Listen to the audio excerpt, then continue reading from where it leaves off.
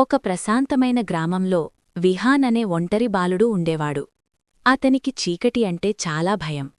ఒక రాత్రి అకస్మాత్తుగా కరెంటు పోయింది. ఇంటి అంతా నిశ్శబ్ద చీకటి.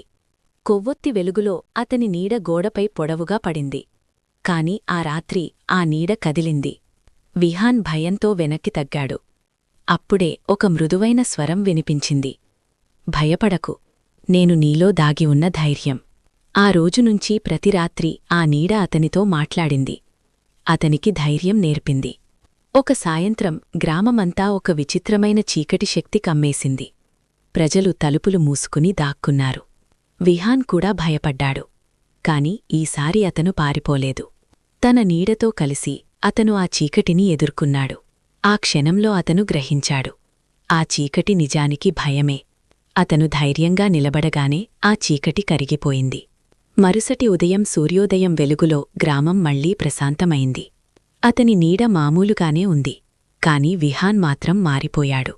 ఎందుకంటే అతను తెలుసుకున్నాడు, నిజమైన ధైర్యం బయట కాదు, మనలోనే ఉంటుంది.